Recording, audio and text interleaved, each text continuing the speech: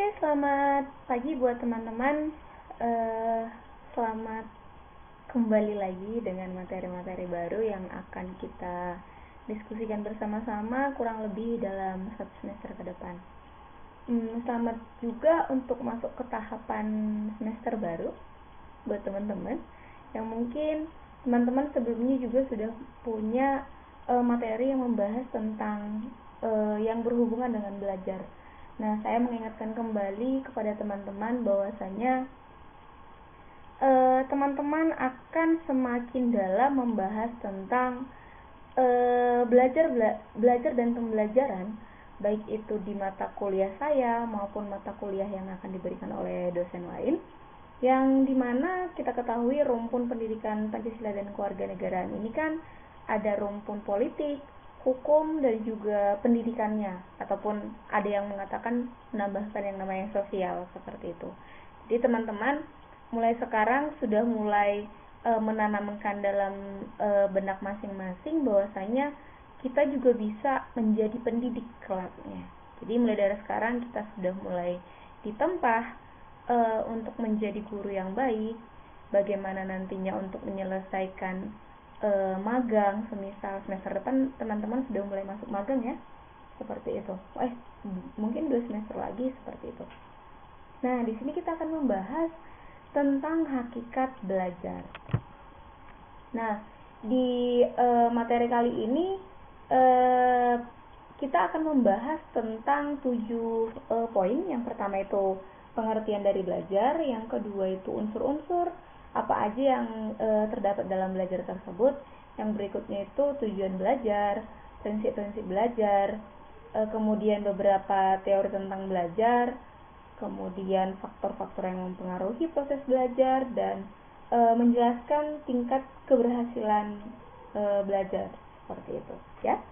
Oke, teman-teman mungkin sudah sangat sering mengatakan yang namanya mendengarkan kata belajar, seperti itu. Belajar itu apa sih gitu? Iya, saya lagi belajar nih gitu. Kamu lagi ngapain? Lagi belajar. Belajar apa? Belajar mencintaimu. Oh, bukan. Belajar mata kuliah tertentu, atau misalkan dulu kita mau ujian kan dikatakan nggak belajar biar nanti bisa dapat nilai bagus, seperti itu. Nah, sebenarnya belajar itu apa sih teman-teman? Nah, di sini saya berikan 3 contoh. Yang pertama ini kasus yang pertama, pada awalnya Siti tidak dapat berbahasa Inggris dan sekarang mahir dalam berbahasa Inggris. Apakah ini yang disebut dengan belajar? Atau bayi yang tadinya tidak dapat duduk sekarang dapat duduk. Dan yang terakhir, Doni secara kebetulan dapat memperbaiki handphone, tetapi ketika harus mengerjakan hal yang sama dalam waktu yang berbeda menemui kesulitan. Apakah itu yang dinamakan belajar? Seperti itu. Nah, hakikat belajar itu sebenarnya aktivitas yang merubah tingkah laku melalui interaksi aktif individu terhadap lingkungannya, dan biasanya ini melalui pengalaman, seperti itu. Di sini ada beberapa ahli yang mengatakan bahwasanya Jenny itu mengatakan bahwasanya belajar sebagai suatu proses perubahan tingkah laku yang meliputi perubahan kecenderungan manusia seperti sikap, minat, atau nilai, dan perubahan kemampuannya yakni peningkatan kemampuan untuk melakukan berbagai jenis performance atau kinerja. Nah, Sunario juga mengatakan bahwasanya belajar itu merupakan suatu kegiatan di mana seseorang membuat atau menghasilkan suatu perubahan tingkah laku yang pada dirinya dalam pengetahuan, sikap, maupun keterampilan, seperti itu. Nah, dengan adanya pengertian tadi berarti dapat dilihat bahwasanya belajar itu adalah merupakan sebuah proses perubahan sikap yang menunjang dalam tuntutan tertentu, baik itu kinerjanya. Misalkan tadi yang ada 3 kasus tadi, apabila ada kinerja yang dituntut, maka dia akan berubah. Misalkan dari tidak tahu menjadi tahu, seperti itu ya. Nah, di sini ciri-ciri belajar ada 3. Yang pertama, aktivitas yang dapat menghasilkan perubahan dalam diri seseorang, baik secara aktual dan juga potensial. Dan yang kedua, perubahan yang didapat sesungguhnya ada kemampuan yang baru dan ditempuh dalam jangka waktu yang cukup lama. Jadi sebenarnya teman-teman, ketika ada yang mengatakan silahkan bergabung dengan bimbel kami, kita akan mencetak anak Anda atau putra-putri Anda dalam waktu yang sangat singkat seperti itu. Itu patut dipertanyakan karena apa? Ciri-ciri dari belajar itu sendiri adalah proses yang ditempuh dalam kurun beberapa waktu, dan bahkan ada yang mengatakan dalam jangka waktu yang cukup lama seperti itu. Yang ketiga itu perubahan terjadi karena ada usaha dari dalam diri setiap individu. Jadi untuk yang namanya belajar itu juga dituntut keinginan atau kemauan dari diri si individu untuk belajar. Nah, di sini sebenarnya ada kita bahas sedikit saja tentang hakikat pembelajaran ya, walaupun nanti di minggu keempat kita akan membahas tentang hakikat pembelajaran ini sendiri. Nah, di sini pembelajaran itu tadi kan belajar, sedangkan ini pembelajaran. Pembelajaran itu merupakan sebuah sistem atau proses membelajarkan subjek didik. Berarti belajar itu dilakukan oleh si siswa atau si anak didik atau si peserta didik, sedangkan pembelajaran itu biasanya di-create oleh gurunya, teachernya seperti itu. Makanya dikatakan pembelajaran itu adalah sistem atau proses membelajarkan subjek atau pembelajar tadi yang direncanakan atau didesain, dilaksanakan, dan dievaluasi secara sistematis agar subjek tersebut dapat mencapai tujuan-tujuan pembelajaran secara efektif dan efisien seperti itu. Nah, di sini juga pembelajaran itu terdiri dari sejumlah komponen yang terorganisir seperti tujuan pembelajaran. Apa sih tujuan pembelajaran ini? Misalkan seperti yang tadi yang di slide kedua ya teman-teman, saya menjelaskan apa-apa aja tujuan pembelajarannya. Misalkan mahasiswa diharapkan mampu untuk memahami pengertian dari belajar, misalkan seperti itu. Yang kedua, materi pembelajarannya apa, strategi dan metode yang digunakan apa, misalkan apakah metodenya itu ceramah 24 jam atau catat buku sampai habis, misalkan ya kita harus mengurangi stigma-stigma itu ya. Yang berikutnya itu media pembelajaran atau alat peraga yang digunakan. Media apa sih yang digunakan seperti itu? Apakah hanya berdasarkan buku paket saja atau bagaimana? Nah, ada juga pengorganisasian kelas, evaluasi pembelajaran. Evaluasi ini biasanya dilakukan melalui ujian ya teman-teman. Dan tindak lanjut pembelajaran, misalkan adanya remedial. Kan dulu ketika kita tidak mencapai minimum nilai yang ditentukan atau passing grade seperti itu, maka akan dilakukan remedial. Remedial itu merupakan bagian dari tindak lanjut pembelajaran itu sendiri. Seperti itu. Di sini teman-teman, siapa yang paling sering ketika ujian gak jauh-jauh pasti masuk kelompok remedial gitu ya. Walaupun kita sebenarnya sedih, tapi kita juga harus bersyukur karena ketika dibuat remedial itu berarti si guru itu tidak menutup mata terhadap kegagalan-kegagalan yang kita buat. Maksudnya kegagalan di sini kan kita tidak mencapai tujuan pembelajaran awalnya bagaimana. Makanya diberikan misalkan penambahan tugas untuk bahkan untuk mengulangi soal yang sama seperti itu ya. Nah, di sini pembelajaran itu merupakan sebagai proses, di mana dalam pembelajaran itu dibutuhkan langkah-langkah. Misalkan dibutuhkan sebuah proses. Misalkan yang pertama ini ada yang dinamakan dengan persiapan. Persiapan ini yang merupakan program merencanakan program pengajaran tahunan, semester, dan juga penyusunan persiapan mengajar atau lesson plan, dan menyiapkan perangkat kelengkapan antara lain alat peraga, lab kalau semisal dibutuhkan, alat evaluasi, buku atau media cetak. Misalkan nih teman-teman, waktu sebelum semester dimulai untuk sekolah-sekolah itu biasanya guru-guru akan membuat sebuah persiapan. Kalau teman-teman pernah mendengarkan yang namanya dengan silabus, RPP atau prota, prosem, dan juga masih banyak lagi yang dibutuhkan, dan itu merupakan persiapan-persiapan yang dilakukan sebelum dimulainya pembelajaran.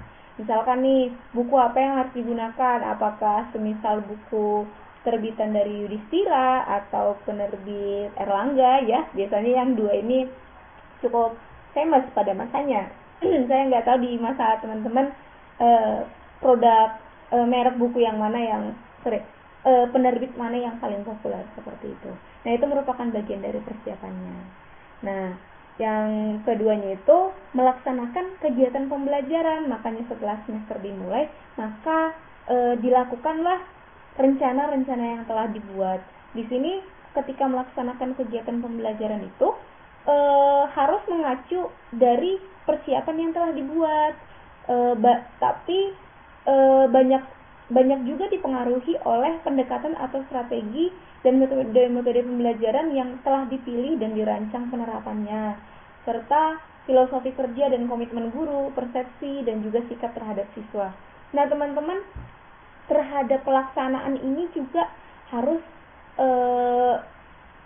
mengacu pada persiapan atau hal-hal yang dipersiapkan sebelumnya, yang direncanakan seperti itu. Namun tidak menutup kemungkinan kita harus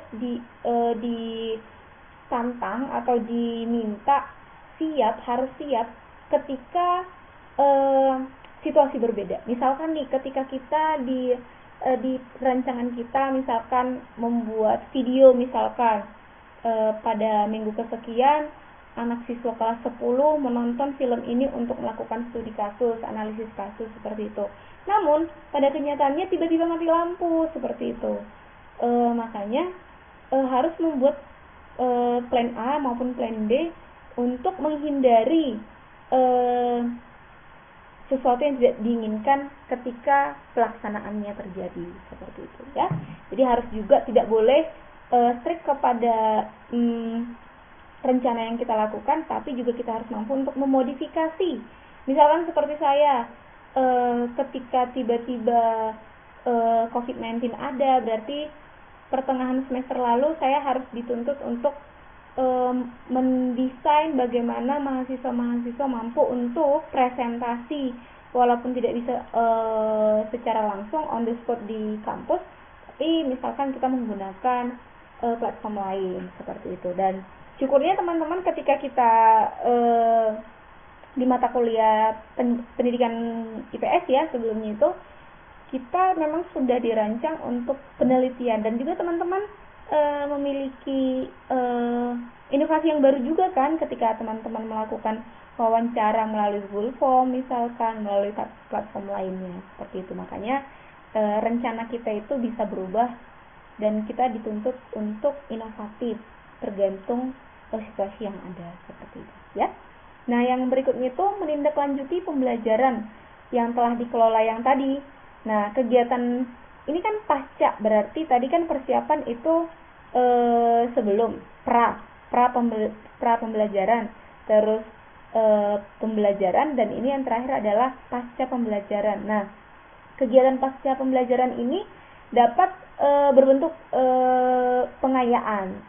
Dapat pula berupa pemberian layanan remedial yang tadi seperti yang saya sebutkan bagi siswa yang kesulitan belajar, karena tidak bisa dipungkiri setiap siswa itu pasti memiliki daya tangkap yang berbeda-beda, begitu juga pasti memiliki kesulitan-kesulitan dalam belajar. Nah, di sini peranan guru untuk menindaklanjuti pembelajaran tersebut seperti itu untuk siswa-siswi gitu ya. Nah, sedangkan untuk komponen-komponen pembelajarannya itu ya sangat banyak ya teman-teman, mulai dari guru, pastinya harus ada guru ya teman-teman, ada siswa pastinya, ada guru pasti ada siswa pasti ada guru tidak akan ada tanpa ada yang namanya siswa seperti itu ya. Komponen pembelajaran itu ada guru, ada siswa, ada tujuan pembelajarannya apa, bahan pelajarannya apa, terus kegiatannya apa, metode yang dipilih apa, alat-alat yang dibutuhkan apa, misalkan buku, pulpen atau sebagainya. Terus sumber pembelajarannya itu dari mana aja, terus adanya evaluasi, dan satu hal yang harus diperhatikan juga adalah yang dinamakan situasi atau lingkungan. Makanya situasi sangat berpengaruh besar terhadap keberhasilan belajar siswa.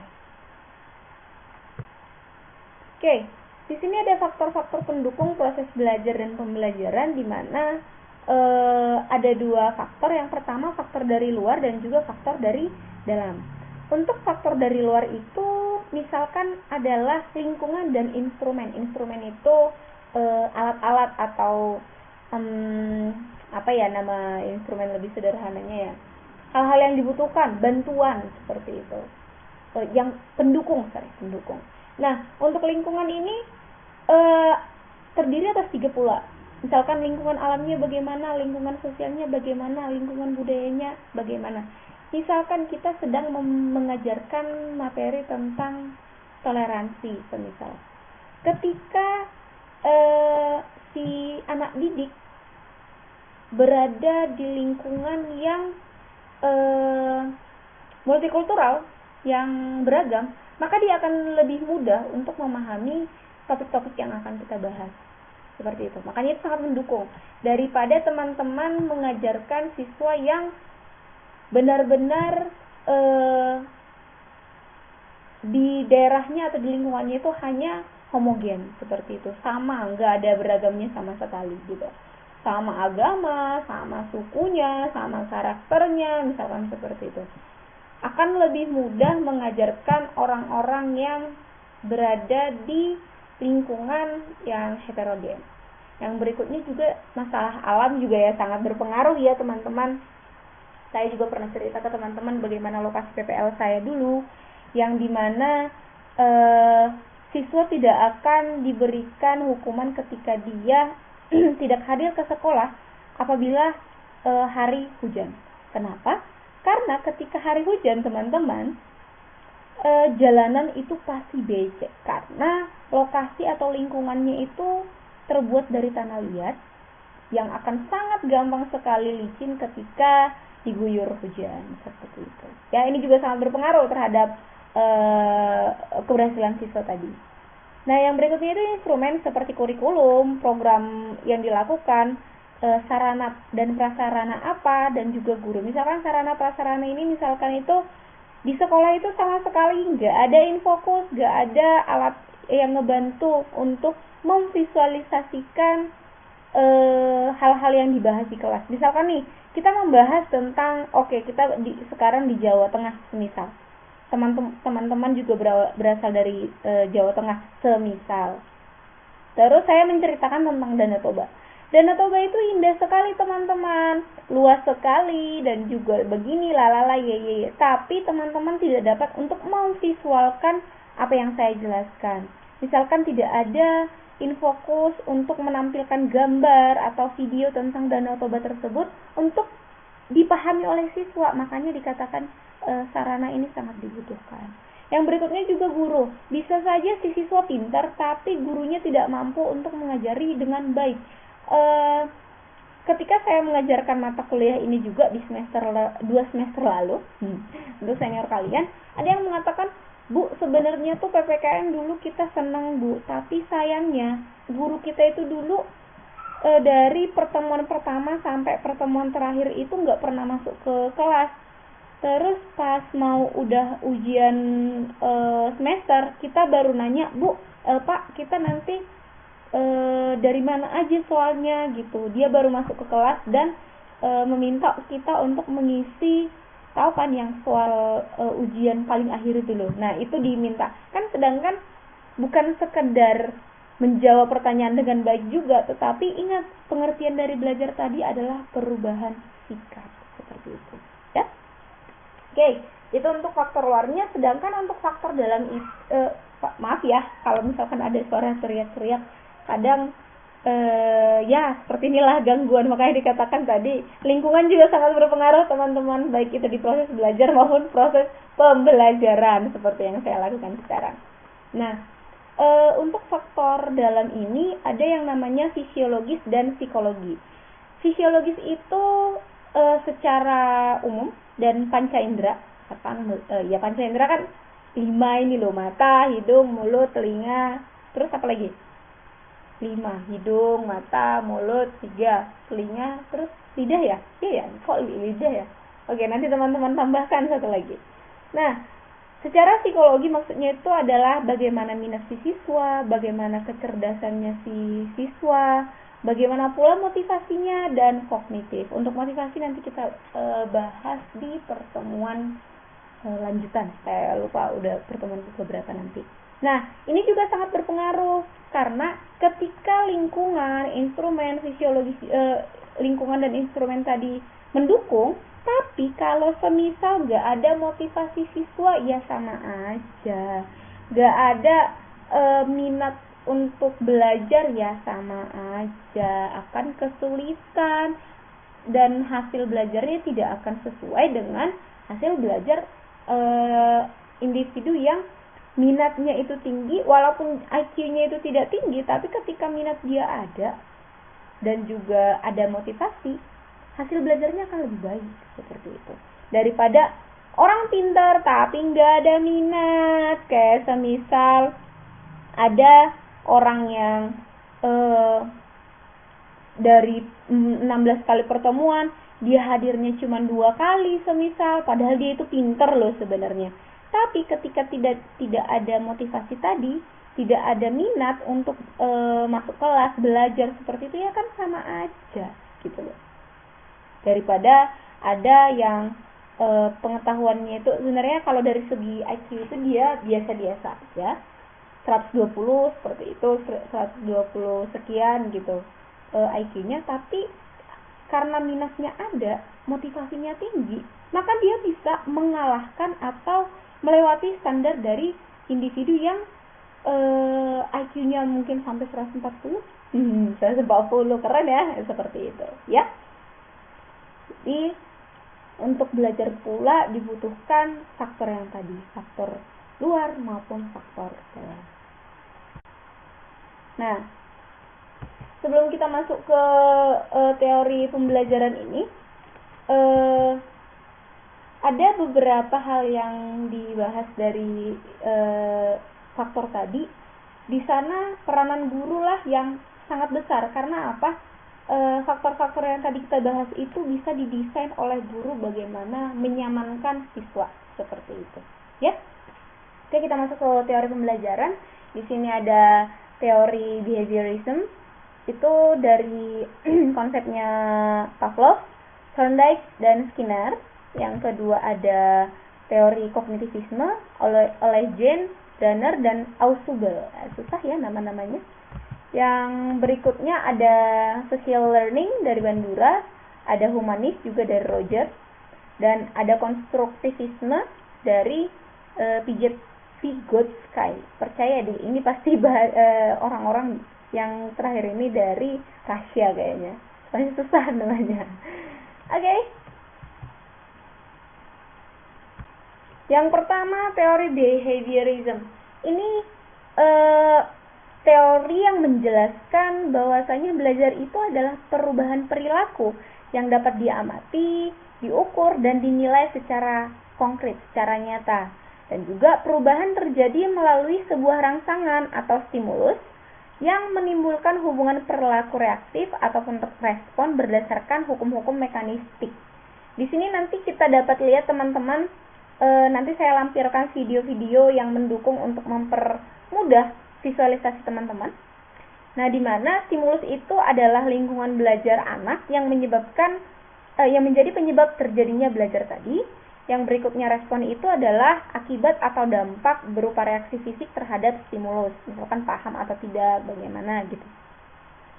Terus belajar berarti penguatan ikatan, asosiasi, sifat, dan kecenderungan perilaku dari stimulus ke respon. Nah, di sini ada 3 percobaan yang dilakukan oleh ahli tadi yang saya sebutkan dari Thorndike itu membuat sebuah percobaan kepada seekor kucing yang dimasukkan ke dalam sangkar, di mana ada beberapa ketentuan-ketentuan yang melatih si kucing pada akhirnya bisa melakukan membuka sangkar tersebut. Seperti sangkarnya dikasih makanan di depan sangkar. Jadi dia akan berusaha untuk membuka pintu, celah atau dari manapun untuk mendapatkan makanan di depan sangkar tersebut. Makanya dikatakan harus ada stimulus dan respon. Stimulusnya di situ adalah makanan, sedangkan respon di sini adalah dia mampu untuk mencari jalan keluar, seperti itu. Nah, yang kedua itu Pavlov membuat sebuah percobaan, yaitu anjing dan lonceng, di mana pada awalnya itu si Pavlov ini membuat seekor anjing, dan ketika tiba jam makannya, dia akan membunyikan lonceng, tring gitu. Oke, berarti ketika pertama-tama anjingnya itu akan tidak akan kepikiran untuk melihat makanan yang ada di depannya untuk pertama kali ya. Tapi ketika ada pembiasaan, ketika lonceng berbunyi, makanan ada, maka air liurnya si anjing akan keluar, karena dia memikirkan it's time to get a lunch gitu. Dia bakalan dapat makan siang, semisal dapat makanan seperti itu. Nah, karena itu udah kebiasaan, ketika lonceng hanya berbunyi tanpa ada makanan di dekatnya pun, anjing tersebut akan mengeluarkan air liur tadi, seperti itu. Itu adalah model dari Pavlov, uji coba ya. Dan yang terakhir itu ada Skinner, di mana dia membuat menyebut percobaan tersebut tikus dengan penguatan, di mana dia membuat percobaan si tikus tersebut harus mampu untuk misalkan untuk mendapatkan makanan, dia melalui beberapa rintangan, dan rintangan tersebut harus mampu dilalui supaya bisa membuka celah makanannya nanti, seperti itu. Nanti kalau teman-teman kurang paham dari penjelasan saya, nanti saya akan berikan video dan silahkan ditonton teman-teman supaya visualisasi teman-teman lebih dalam lagi, seperti itu ya. Itu untuk teori behaviorism. Oke, nah untuk teori behavior ini mengatakan bahwasanya belajar pada hakikatnya adalah pembentukan asosiasi antara kesan yang ditangkap panca indera dengan kecenderungan untuk bertindak atau hubungan stimulus dengan respon. Misalkan kayaknya kita juga ada ya teman-teman, waktu sekolah dulu, semisal saya nggak tahu ya di daerah kalian ada dulu, waktu SD itu kita pasti mendapatkan vaksin massal dari puskesmas terdekat, dan kita dapat suntik, misalkan disuntik kelas sekian gitu. Karena udah ada kebiasaan disuntik, ketika hanya melihat suster bawa alat-alat medis, anak-anak langsung lari, nangis, atau bagaimana ceritanya, padahal kan belum tentu yang akan diberikan vaksin hari itu adalah kelasnya, seperti itu. Tapi karena behavior tadi ya, karena ada yang namanya stimulus, maka akan menimbulkan respon, seperti itu. Atau kalau semisal untuk belajar matematika, semisal ketika guru tidak membawa apa-apa, misalkan karena sudah kebiasaan kalau misalkan mau mengajar berarti bawa buku, bawa ini segala macam, tapi tiba-tiba nggak bawa apa-apa, berarti it's time to quiz gitu. Jadi respon kita yang pertama itu adalah hari ini kuis, ayo lo, kita belum belajar ya, seperti itu. Kayak dikatakan stimulus dengan respon. Teori yang kedua itu adalah teori belajar kognitivisme, di mana belajar akan lebih berhasil apabila disesuaikan dengan tahap perkembangan kognitif peserta didik. Maksudnya di sini itu belajar yang diberikan itu harus sesuai dengan tahapan-tahapan psikologisnya pula. Misalkan nih, tidak mungkin kita mengajarkan 2 kali 9 ke anak SD kelas 1, di mana dengan catatan kelas SD kelas 1 tersebut pula tidak mendapatkan pendidikan dari TK semisal. Sekarang kan sudah ada ketentuan ya teman-teman, untuk masuk SD harus sudah lulus TK ya, sudah ada ketentuan tersebut. Nah, yang kedua itu peserta didik hendaknya diberikan kesempatan untuk melakukan eksperimen dengan objek fisik yang ditunjang oleh interaksi dengan teman sebaya dan dibantu oleh pertanyaan dari guru. Kayak semisal diberikan sebuah kasus, semisal teman sebangku Anda, untuk SD ya teman-teman, untuk teman sebangku Anda kalau kalau bangun tidur ngapain aja, selesai bangun misalkan gosok gigi, mandi, atau masih leye-leye. Kalau misalkan generasi milenial sekarang main handphone dulu misalkan seperti itu.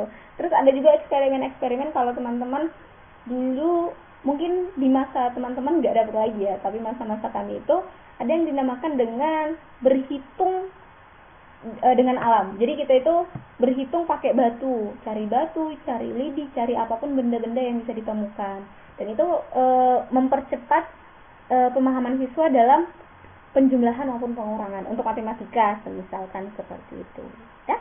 Dan yang berikutnya, guru hendaknya banyak memberikan rangsangan kepada peserta didik agar mau berinteraksi dengan lingkungan secara aktif, mencari dan menemukan berbagai hal dari lingkungannya. Nah, ini juga sebenarnya sangat dibutuhkan. Misalkan kita di kelas saya tidak hanya memaksakan Anda hanya paham dari inti, karena inti-inti yang dari teori ini, tapi saya harapkan teman-teman mampu juga mengeksplor dengan fenomena-fenomena yang terjadi. Apalagi teman-teman sudah mahasiswa, bukan lagi siswa yang harus ditunjuk-tunjuk seperti itu.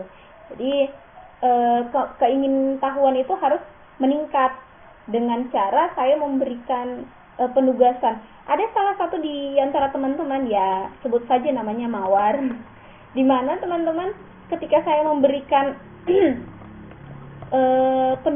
bukan penugasan sih teman-teman, kemarin itu hanya memberikan sumber untuk pemahaman saja, saya berikan ke salah satu antara kalian, tolong ya di-share ke teman-teman untuk melihat menonton ini. Saya bilang kalau nggak salah menonton, oh iya benar, waktu kasusnya Jenny yang dia dari kecil bagaimana itu, saya hanya memberikan kepada teman-teman penambahan wawasan sebenarnya. Tapi ada salah satu di antara kalian yang mengatakan, aku ingin berkata kasar gitu di grup kalian, ya siapapun dia, maksud saya di sini supaya kalian terbuka pola pikirnya, saya hanya memberikan rangsangan kepada kalian untuk mampu mengembangkan keingintahuan dan eksplorasi di kedepannya. Tapi ketika kalian menangkap itu sebagai hukuman atau pemberatan, ya saya tidak ada guru yang mau repot sebenarnya, tidak ada dosen atau guru yang mau repot. Tapi demi membuka pola pikir teman-teman, demi merangsang teman-teman, dan juga demi memberikan wawasan yang baru bagi teman-teman, karena itu sangat membantu teman-teman dalam memilih sebuah topik seperti itu. Ya, seperti itu ya. Ini dari teori kognitif juga dijelaskan, guru itu nanti teman-teman setelah menjadi guru pun harus mampu untuk memberikan rangsangan. Rangsangan itu bukan pemaksaan ya teman-teman. Saya juga tidak pernah memaksa kalian harus menonton ini, harus menonton itu. Tidak. Tapi ketika penugasan saya haruskan, tapi ketika rangsangan saya sepertinya tidak memaksakan untuk teman-teman. Ketika kamu ada keinginan, ya silahkan. Apalagi teman-teman bukan siswa lagi ya, saya garis bawahi lagi. Kalian sudah mahasiswa, satu tingkat di atas, bukan satu tingkat lagi, yang paling tinggi di atas yang namanya siswa. Makanya dikatakan maheng seperti itu. Ya. Nah, teori kognitif ini menjelaskan bahwasanya belajar itu bukan hanya sekedar melibatkan hubungan antara stimulus dan respon. Belajar juga merupakan sebuah proses yang melibatkan pemikiran yang sangat kompleks. Makanya belajar merupakan proses pengembangan insight. Ya, itu dari teori kognitivisme. Nah, di sini ada perbedaan antara teori behavior dan kognitif tadi, di mana untuk teori behavior itu mementingkan pengaruh lingkungan, sedangkan kognitif itu mementingkan apa yang ada dalam diri ya. Teman-teman, kognitif ya berarti pengetahuan. Terus di behavior juga mementingkan bagian-bagian tertentu, sedangkan kognitif itu mementingkan fungsi kognitif. Hasil belajar dari behavior itu terbentuk secara mekanis, sedangkan kognitif itu terjadi akibat keseimbangan dalam diri si individu. Berikutnya mementingkan pembentukan kebiasaan untuk behavior, namanya juga behavior, berarti tingkah laku. Kognitif itu mementingkan terbentuknya struktur kognitif atau pola pikir, dan yang berikutnya memecahkan masalah dengan trial and error untuk behavior itu. Jadi dia harus berbuat salah dulu, atau dia mencoba salah hingga akhirnya nanti apa yang dicoba itu membuahkan hasil, yaitu kebenaran, sedangkan untuk kognitif itu didasarkan pada insight, pada diri sendiri, seperti itu. Nah, untuk teori berikutnya adalah teori konstruktivisme. Konstruktif itu apa, teman-teman?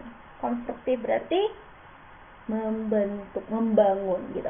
Nah, konstruktivisme ini adalah salah satu aliran filsafat atau epistemologi yang selalu mempertanyakan apa itu pengetahuan, bagaimana orang membangun pengetahuan, seperti itu. Atau kalau teman-teman pasti pernah dengar kan, anak-anak kecil itu pasti nanya, ini apa, mengapa dia begini, mengapa itu begini, kenapa ada begini, seperti itu. Itu sebenarnya bibit-bibit untuk teori belajar konstruktivisme, karena selalu mempertanyakan.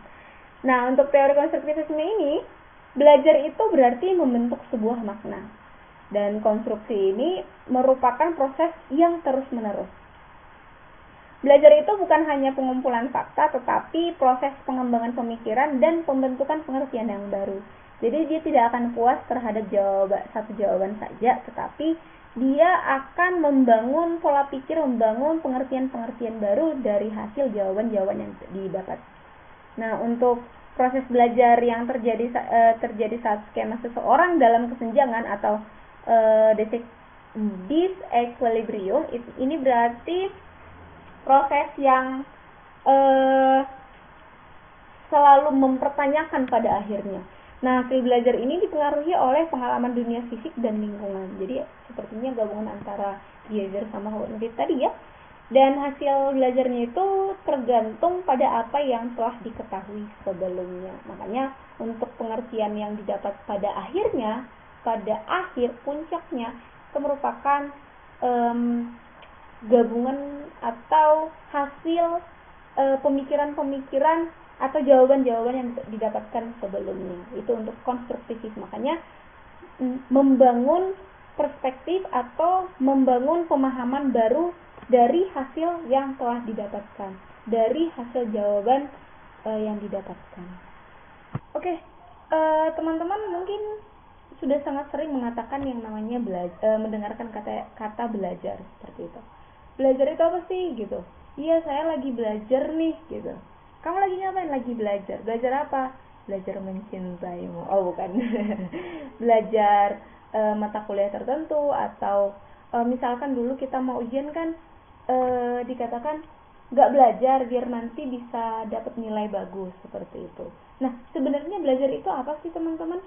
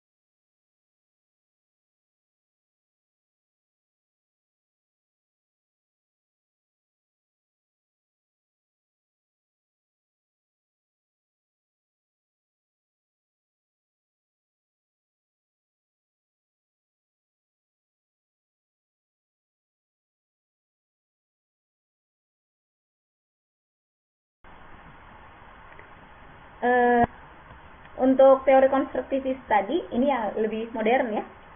Secara singkat, teori konstruktivis itu adalah pembelajaran strategi pembelajaran yang mengaktifkan si siswa. Jadi bukan pusatnya itu guru lagi, melainkan si siswa gitu.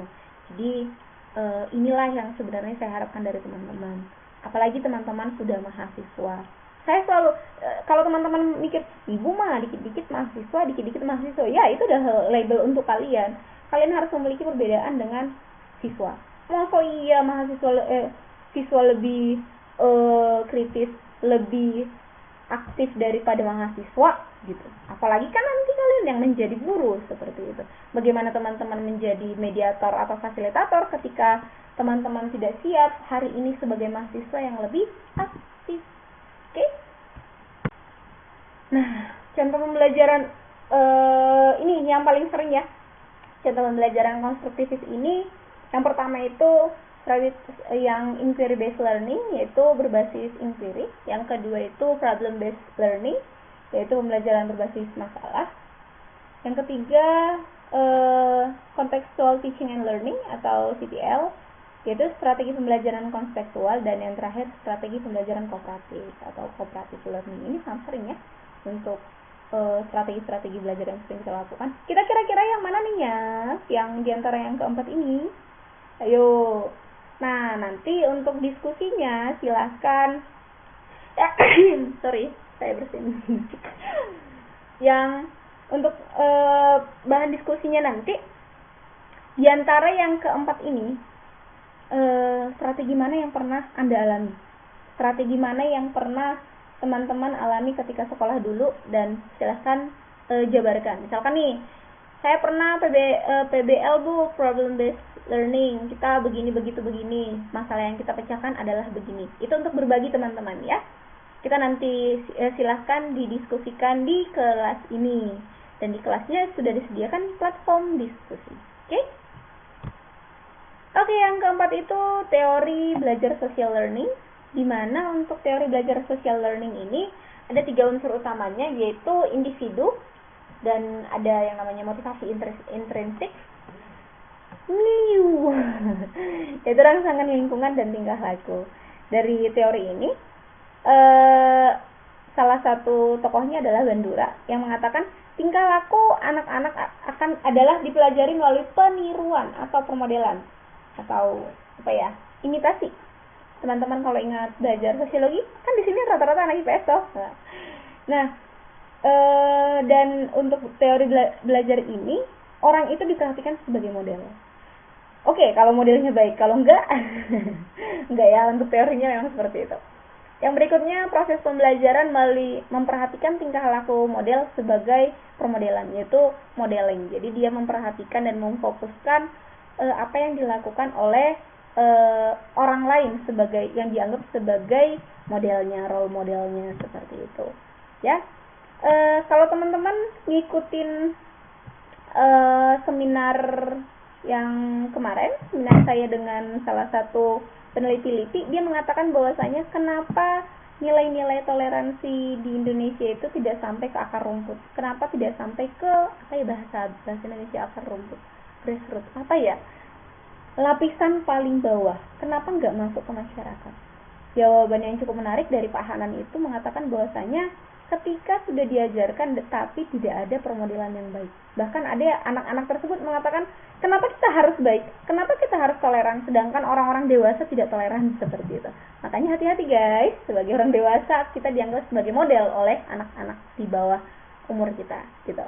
Ya, jadi untuk teori belajar ini, social learning ini adalah memfokuskan kepada tingkah laku. Jadi dia akan bertindak seperti apa yang dilakukan oleh modelnya, role modelnya, gitu. Untuk proses pembelajaran permodelan ini, yang pertama ada perhatian, diperhatiin dulu nih, kemudian diingat, terus reproduksi itu artinya mempraktekkan ya, dan yang terakhir itu adalah penguatan atau motivasi. Ini bisa sebenarnya kita lakukan untuk menganalisis kasus-kasus anak. Misalkan si siswa tersebut mulutnya tong sampah gitu, misalkan dia nggak pernah beres ngomongnya gitu, itu pasti ada yang kita bisa analisis dari teori ini ya. Yang pertama, dia berarti di lingkungannya bagaimana, dia pasti memperhatikan apakah itu keluarganya atau lingkungan sekitarnya itu ngomongnya semua tempat sampah atau kebun binatang. Si anak juga pastinya akan mengingat dan bahkan mengimplementasikan, mereproduksi dalam diri sendiri, serta ada penguatan bahwasanya ya udah sih nggak apa-apa kalau ngomong seperti itu, bahkan ngomong sampah itu kelihatan keren misalkan, karena apa, lingkungannya tadi gitu ya. Itu untuk proses dari sistem social learning tadi. Nah, untuk peniruan itu juga ada 5 jenis. Yang pertama itu yang secara langsung, yaitu meniru tingkah laku yang ditunjukkan oleh model melalui proses perhatian. Yang misalkan nih, meniru gaya penyanyi terkenal, Mariah Carey. Kan kita biasanya konser Charmandi kan teman-teman. Misalkan ngikut-ngikutin.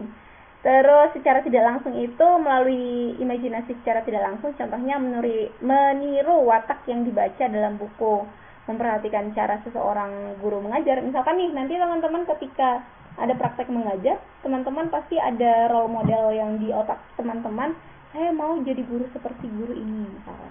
Saya mau mengajar nantinya seperti bu itu gitu. Itu secara tidak langsung. Yang berikutnya gabungan, yaitu gabungan antara langsung dan tidak langsung. Menggabung tingkah laku yang berlainan, bukan. Misalkan peniruan langsung dan tidak langsung.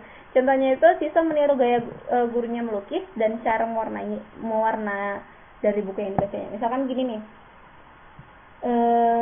mau meniru, semisal ya guys, jangan dianggap harus gitu. Ini cuma contoh aja. Misalkan antara Pak Haris dan Bu Nani misalkan, saya mau menjelaskan seperti Bu Nani, tapi saya mau memberikan soal nantinya seperti Pak Haris misalnya gitu. Jadi itu kombinasi antara langsung dan tidak langsung tadi ya. Dan untuk penyaringan itu adalah tingkah laku yang ditiru hanya sesuai dengan situasi saja, yaitu situasional. Misalkan meniru pakaian di TV, tapi tidak boleh dipakai di sekolah. Misalkan nih, dulu kan keren tuh pakai cat rambut, dicat rambut gitu. Tapi ketika di luar sekolah dia pakai cat yang bisa hilang itu loh, yang setelah keramas hilang gitu. Tapi pas di sekolah kan nggak boleh karena ada penyaringan. Ya walaupun teman-teman bandel biasanya. Lagi cewek-cewek pasti yang nggak berkerudung ya, khususnya ya, cat rambut di bawah, sengaja di bawah biar nggak kelihatan sama guru BK atau OSIS gitu. Ya seperti itu untuk penyaringan. Dan yang terakhir itu tanpa penyaringan, yaitu tingkah laku yang ditiru sesuai segala sesuatu. Jadi apapun pasti dilakuin gitu. Contohnya itu ini contoh yang baik ya teman-teman. Pelajar meniru gaya berbudi bahasa gurunya. Keren ya. Jadi role modelnya itu bisa dibawa hingga ke segala aspek kehidupan. Misalkan ada yang santun, gurunya yang santun, atau bahkan orang tuanya yang santun, orang tuanya yang lembut, misal seperti itu. Akhirnya juga dia menerapkan di segala situasi gitu ya. Oke, implementasi dari teorinya si permodelannya si Bandura tadi, yaitu yang pertama, penyampaian guru sebaiknya cukup menarik bagi siswa. Karena apa? Guru dianggap sebagai model. Oke. Yang berikutnya, demonstrasi guru secara singkat dan jelas agar mudah ditirukan oleh siswa. Harus ada praktek ini sebenarnya. Yang berikutnya, guru dapat menggunakan rekan sebaya sebagai model. Jadi misalkan nih, ketika menjelaskan, gurunya mencontohkan salah satu rekanannya atau teman sekelasnya, biar lebih gampang untuk diingat dan diperhatikan oleh individu lain. Oke, yang terakhir teman-teman, teori belajar humanis, di mana human, ya kan, humanis itu human. Dimana fitrah fitrah manusia itu mulia dan baik. Dan yang kedua, individu akan bertumbuh dengan baik pada lingkungan yang baik pula. Dan sekolah harus mengutamakan pendidikan afektif berdasarkan ilmu pengetahuan. Afektif itu apa coba teman-teman? Ayo, nanti ditulis di diskusi ya. Kok kayak YouTuber lama-lama ya? Silahkan ketik di kolom komentar. Oke, yang berikutnya, pembelajaran manusia bergantung pada emosi dan perasaannya. Di sini Maslow pernah menjelaskan bahwasanya masa ketiga dalam perkembangan psikologi itu lahir sebagai reaksi atas teori behavior tadi, yaitu kental dengan sifat behavioristik, asosianistik, eksperimental, dan psikoanalisis atau deep psikologi dengan sifat klinis pesimistik. Jadi Maslow ini salah satu ahli psikologi. Ahli psikolog itu kan ininya ya, bukan praktek ya. Tapi dia adalah salah satu ahli psikolog. Psikolog lagi ya, ahli psikologi maksudnya ya teman-teman ya. Dan suatu telaah terhadap sisi-sisi yang lebih bermanfaat, bermakna, dan dapat diterapkan bagi kemanusiaan yang kemudian menjadi titik tolak bagi pengembangnya. Jadi sebenarnya ketika ketika siswa menggunakan teori belajar humanis ini, berarti guru fokus kepada perubahan pendidikan afektifnya tadi. Bukan hanya kognitif tetapi juga afektif. Afektif itu berarti perubahan sikap. Ya, teori humanis ini juga sangat baik untuk dilakukan ya. Nah, di teori humanistik ini juga menekankan bahwasanya setiap individu itu adalah berbeda dan mempunyai cara belajar yang berbeda pula. Jadi, strategi pembelajaran hendaknya mengikuti perkembangan emosional si siswa. Ahli humanis ini juga ada Carl Rogers dan Maslow tadi. Dan guru hendaknya menjaga dan memberikan bimbingan supaya potensi yang mereka miliki dapat dikembangkan. Nah, ini ada segitiga Maslow kalau kita bilang dulu waktu kuliah, ya, human needs theory. Tapi human needs theory itu lebih kepada kebutuhan diri, kebutuhan psikologi kita sebenarnya. Jadi segitiga Maslow ini menjelaskan bahwasanya hal yang paling harus dimiliki, yang mendasar itu adalah kebutuhan fisiologi, yaitu yang bersifat hemostatis atau usaha menjaga keseimbangan unsur-unsur fisik, yaitu yang dasar, makan, minum, seperti itu. Yang setingkat setelah itu, setelah kebutuhan fisiologisnya itu terpenuhi, maka kita bisa masuk ke yang namanya kebutuhan akan rasa aman, di mana ada keamanan, stabilitas, proteksi, struktur hukum, pokoknya yang membuat si individu atau si masyarakat tersebut merasa aman. Kemudian langsung kita bahas aja ya untuk ke sekolah. Berarti kebutuhan fisiologisnya itu berarti apa coba? Keseimbangan yang berhubungan dengan belajar si siswa. Apa yang paling pokok bagi dia, seperti itu. Untuk kebutuhan rasa aman juga, ketika ke sekolah semisal anak tersebut selalu ketakutan, ya walaupun untuk anak kelas 10 ya, anak kelas 1 lah, kelas 1 segala tingkatan, orang masih anak baru gitu. Jadi ketika dia sudah anak kelas ini, sudah duduk, sudah punya segalanya, tapi dia juga membutuhkan yang namanya rasa aman.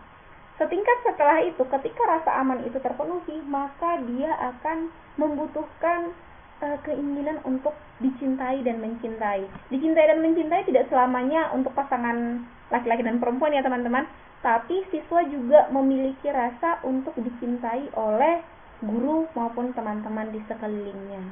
Nah, ketika belongingness and love needs ini terpenuhi, maka akan masuk ke tingkat yang berikutnya, itu harga diri, yaitu menghargai diri sendiri dan juga dihargai oleh orang lain. Ini juga sangat dibutuhkan ketika kepercayaan diri kita itu bermasalah, berarti yang ke bawahnya ini belum terpenuhi gitu kira-kira teman-teman. Bisa saja kebutuhan rasa amannya yang terhalang. Misalkan dia takut dinyinyirin sama temennya misalnya, gitu ya kan. Takut dibilang, sok nanya terus dia tuh mah, gitu misalnya, gitu. Berarti ketika harga dirinya bermasalah, ada yang bermasalah dengan tingkat di bawahnya. Karena itu yang paling dasar teman-teman, namanya juga human needs theory, teori tentang kebutuhan manusia gitu. Nah, setelah harga diri, masuklah ke puncak, yaitu aktualisasi diri. Aktualisasi diri itu adalah implementatif. Nah, ketika itu baik, berarti untuk tahapannya pula baik. Nah, inilah yang dinamakan dengan teori humanistik tadi. Diambil dari teori segitiga Maslow. Oke?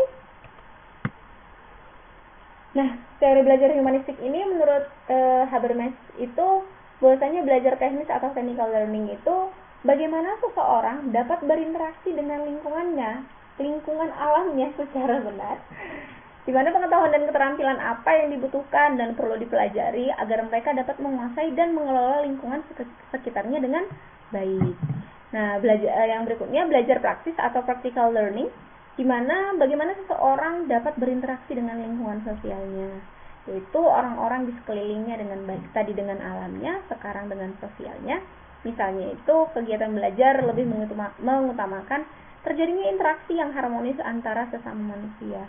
Makanya teman-teman, walaupun kita menggunakan kelas perkuliahan online ini, kita juga tidak boleh memutus yang namanya interaksi sosial. Interaksi sosial itu bisa kita gunakan dengan Maya ya, dengan tabel diskusi di bawah nanti yang akan kita gunakan untuk mendiskusikan hal-hal yang di sini kita bahas. Nah, yang berikutnya itu adalah belajar emancipatory atau emancipatory learning, di mana menekankan upaya agar seseorang mencapai suatu pemahaman dan kesadaran yang tinggi akan terjadinya perubahan atau transformasi budaya dalam lingkungan sosialnya. Nah, untuk belajar emancipatory ini dibutuhkan pengetahuan dan keterampilan serta sikap yang benar untuk mendukung terjadinya transformasi kultural tersebut. Transformasi itu artinya perubahan. Transformasi berarti transformasi dari X ke Y, berarti perubahan dari X ke Y, yang dalam hal ini adalah lingkungan kulturalnya tadi, ya. Dan teori humanistik ini menjelaskan bahwasanya belajar baru akan terlihat jika ada interaksi antar individu dengan lingkungannya. Lingkungan belajar yang dimaksud adalah lingkungan alam maupun lingkungan sosial, sebab antara keduanya tidak dapat dipisahkan. Karena untuk teori humanistik itu kita hidup di alam dan juga berinteraksi dengan lingkungan sosial. Oke deh guys, thank you for watching. Terima kasih sudah mendengarkan dan semoga pembahasan kali ini bermanfaat. Dan jangan lupa tadi di dalam video ini, di dalam audio ini juga ada pertanyaan yang saya berikan. Silahkan ketikkan di bawah karena itu nanti penambahan nilai sekaligus referensi yang akan saya ambil. Oke teman-teman, sampai di sini pertemuan kita. Semoga pertemuan kali ini bermanfaat. Selamat siang.